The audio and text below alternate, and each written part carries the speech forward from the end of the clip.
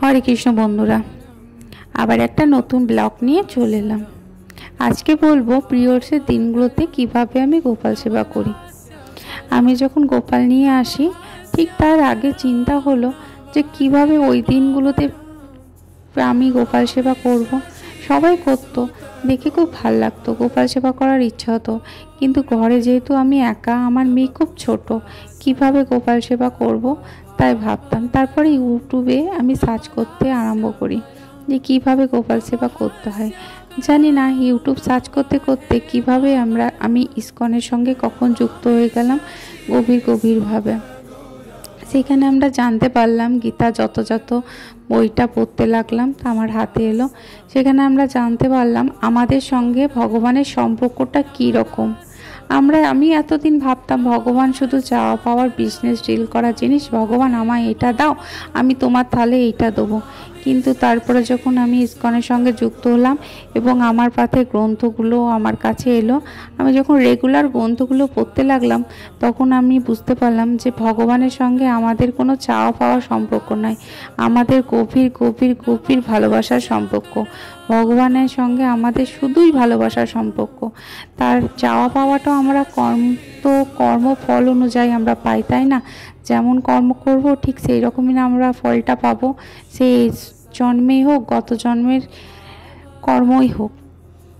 তারপরে গোপালকে কিভাবে আমি সেবা করব ভালো করে বইয়ের মধ্যে কি প্রভুদের মাধ্যমে আলোচনা করতে লাগলাম। সেখানে জানলাম যে ভগবান এর সঙ্গে শুধু আমাদের একটা সম্পর্ক স্থাপন করতে হবে, কিছু না কিছুই, সে দাস্যই হোক, সখ্যই হোক, বাৎসল্যই হোক, মধুর রসই হোক, কিছু না কিছু, ভাই হিসাবেই হোক, দাদা হিসাবেই হোক, ছেলে হিসাবেই হোক, প্রেমিক হিসাবেই হোক। এবার তারপরে স্টেপটা কি হবে? কোনো ভালোবাসার সম্পর্কে তাকে কি আমরা কিছু না দিয়ে না খাইয়ে থাকতে পারি? ঠিক আমার ভালোবাসার মানুষকে আমরা যেটাই দিই সেটাই তো খাওয়াতে পারবো না, দিতে হবেই আমাদেরকে। কিছু না দিয়ে তো আমরা ভালোবাসার মানুষকে খেতে পারি না, না? তারপরে গোপালদেরকে আমরা কিভাবে সেবা করব ভালো করে বুঝতে পারলাম।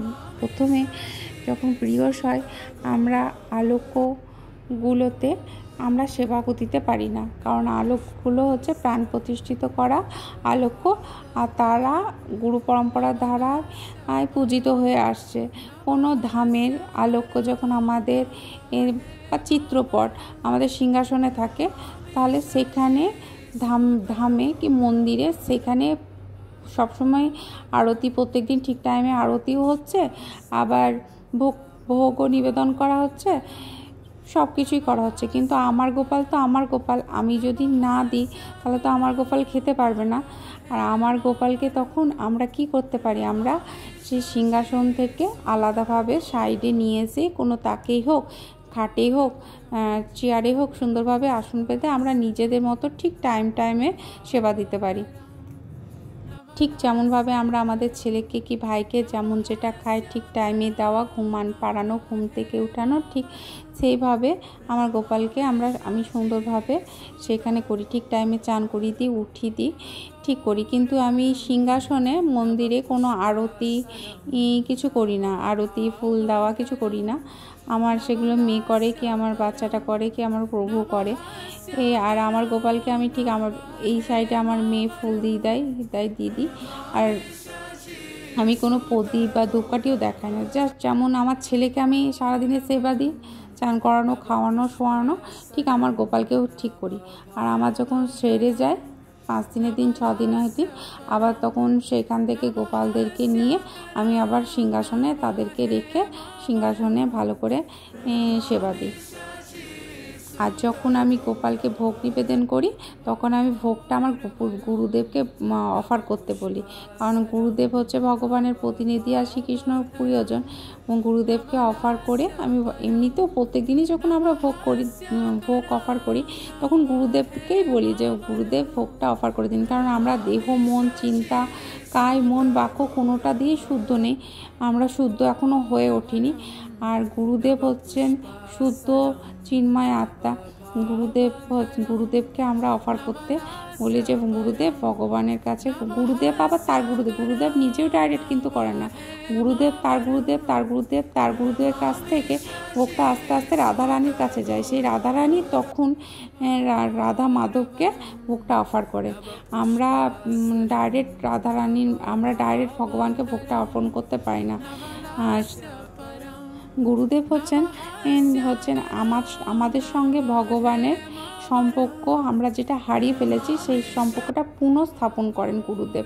আমরা এই মায়ার জগতে আমরা আমাদের নিজের শাক পোশাক এখানে বেড়াতে যে মধ্যে ভগবানকে ভুলে গেছি।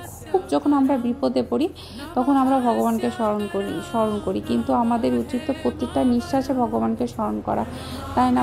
আমরা নিঃশ্বাসটাই পাচ্ছি ভগবান আমাদেরকে বড় কৃপা করেছে। আজকে যদি প্রতিটা নিঃশ্বাসে আমাদের যদি টাকা গুনতে হতো ইলেকট্রিক্যাল বিলের মতো, তাহলে আমাদের কি না আজকে অবস্থা হতো। তাহলে আমাদের প্রতিটা নিঃশ্বাসে ভগবানের কাছে কৃপা করেছে যে আমাদেরকে, তার লেগে আমাদের কাছে নত হয়ে থাকা উচিত।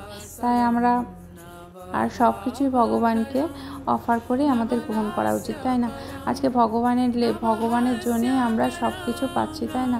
সূর্যের আলো, জল, নিঃশ্বাস, এমনকি গাছটায় আমরা শুধু তো পুঁতেই দিচ্ছি, তাই না? তারপরে ভগবান তাতে ঠিক জল, সূর্যের আলো সব কিছুই পড়ছে বলে আজকে আমরা শাক সবজি অন্ন সব কিছুই পাচ্ছি। সেগুলো যদি ভগবানকে নাই দিই, আজকে যদি আমার ছেলে আমাকে না দিয়ে খায়, তাহলে কেমন আমার লাগতো? ঠিক ভগবান আমাদের পিতার মতো, পরম পিতা ভগবানকে আমরা যদি না দিই, ঠিক ভগবান কতটা কষ্ট পাবে ওই পার থেকে। আমরা হয়তো সেটা বুঝতে পারছি না, কিন্তু আমরা যদি একটু গভীরভাবে অনুভূতি করি, আমরা বুঝতে পারবো যে ভগবানকে যখন আমরা ভুলে যাই, ভগবান ঠিক আমাদেরকে কতটা কষ্ট পায়। আমরা মায়াতে হয়ে গেছি, তাই আমরা সবসময় নিজের চিন্তাই করি, আমরা কি খাবো, আমরা কি করব। আমরা ভগবানকে কখন মনে করি? আমাদের যখন কিছু প্রয়োজন হয় তখনই আমাদের ভগবানের কথা মনে পড়ে, বা হয়তো কোনো নির্দিষ্ট বারে আমরা নিরামিষ রন্ধন করে খাই, কিন্তু ভগবান তো পরমাত্মা রূপে সবসময় আমাদের আছে।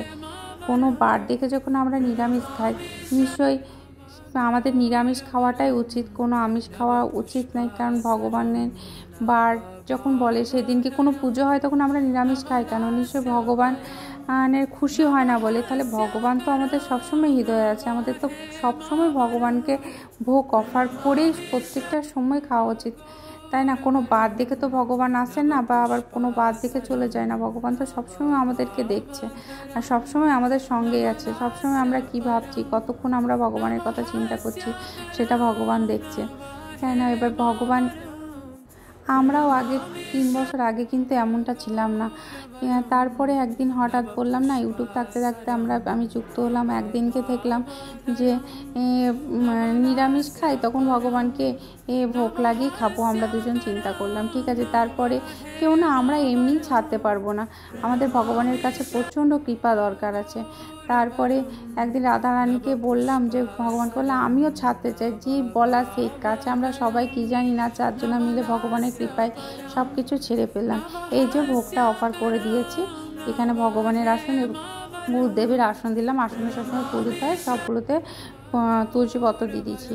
এবার গুরুদেবকে আসনে আহ্বান করব। গুরুদেব আসুন, এবার তার হাত পাটা ধুয়ে দেবো, আচমন করে চামচ করে জল করে আচমন পাত্রে নিয়ে ধূপকাঠিটা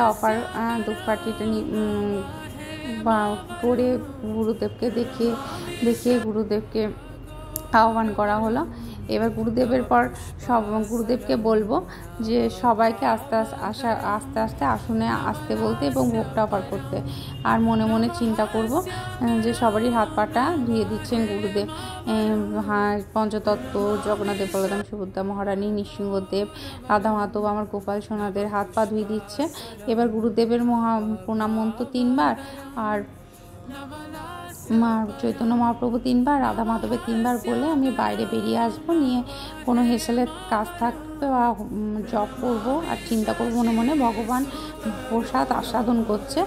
যতক্ষণ আমাদের লাগে ততক্ষণ কি 5 মিনিট মধ্যে অপেক্ষা করতে হবে। তারপরে আবার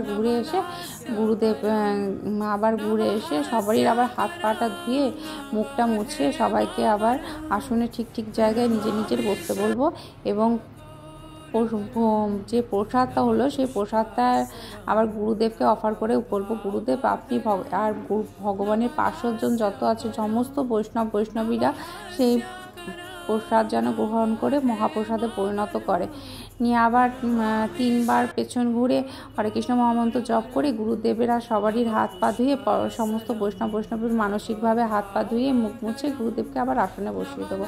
ঠিক এইভাবে প্রিয়সের দিনকে আমি ভগবানকে ভোগ অফার করে আমরা মহাপ্রসাদ লাভ করি। না হলে ভগবানকে ভোগ না দিয়ে অফার করাটা খুবই খারাপ লাগবে, প্রিয়জনকে না দিয়ে সেই প্রসাদ খেতে খুব কষ্ট হয়।